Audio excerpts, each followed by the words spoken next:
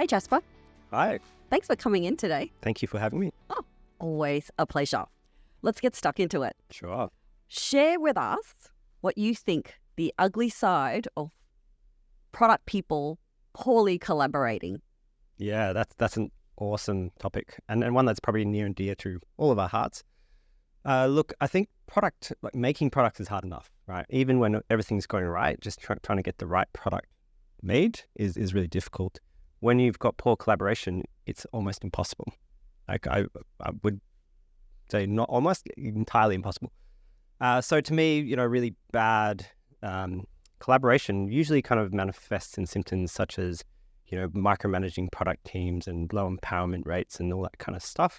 And so where you kind of want to avoid, and we all kind of hear about, hey, we want highly empowered teams, we want alignment and all that kind of stuff.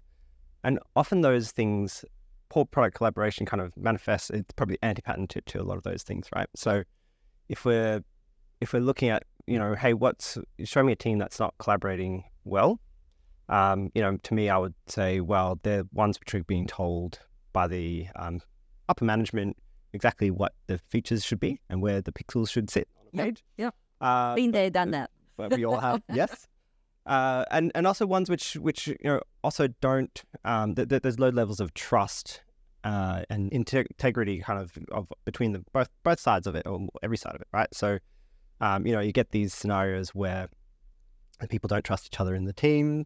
They don't trust the stakeholders, don't trust the team to actually get to the outcomes. They don't even have outcome-based conversations. They start to talk about really the kind of the minutia in all the details. Yep. And to me, that's all the kind of the ugly side of bad product collaboration. What that means for customers is that they ended up, not getting the product that they actually want, because you have a space which is completely, entirely kind of self-absorbed, trying to figure out their own stuff. Yep. Rather than actually building great products. Yes, I've seen that happen. I think I was at a conference years ago, and one of the speakers said, poor product collaboration is represented in very dysfunctional kind of products. So it's really hard to use the product if your teams aren't collaborating well.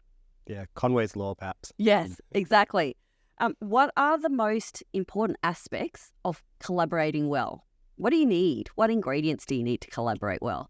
I'm tempted to say things like, oh, you just need to trust each other. And you do. Yes. But there's a whole bunch of stuff you need to do to get to that trust, right? And I think it's really closely aligned to actually, often in these scenarios, you have to kind of clear the deck. You have to, show vulnerability. You have to be very curious. I often say to a lot of the product managers in my team, we've got all these great tools which we apply for, building kind of roadmaps and empathy with customers. But we often fail to apply those to our own stakeholders or internal team members, right? So building empathy, understanding what people need and when they need it and why they need certain things, really kind of is that missing ingredient often when you try and find team dysfunction. Trying to apply those practices and building that empathy and understanding is kind of that critical part, because a lot of the other things which you want to get to, and to me, my big passion is to say, well, hey, let's stop talking about tasks and stuff which is really meaningless and busy work. Yeah. Get to that outcome-based discussions. Let me ask you and stop you. Yes. What do you mean by outcome-based discussion? Like, what Certainly. would that look like? Yeah, I'll probably have to abstract it rather than be specific. Yes. But we've got plenty of live examples all the time, really, within product teams. So really talking about what are we trying to achieve and what are we trying to achieve together, rather than what are you or I not doing in terms of a task to get there, right? Right. So Got it. You did not do this on this day. Yeah. And that's terrible. Yeah.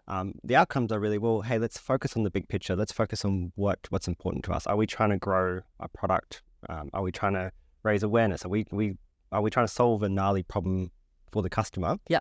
That will help us with retention or whatever that may be.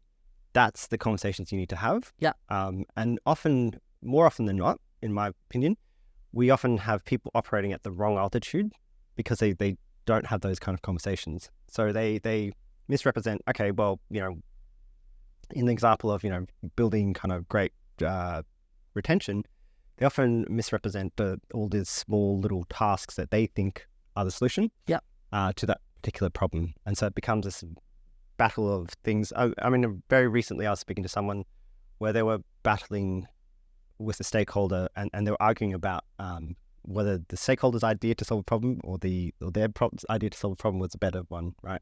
And you're never going to win that fight. No. You're just going to go around in circles and argue. So really the way we had to solve that one is to go, well, look, let's talk about actually what we're trying to achieve and what that thing is that we're trying to do it. Yeah. And take all these solutions out of the equation. Yep. And come together and go, well, hey, how can we solve this together?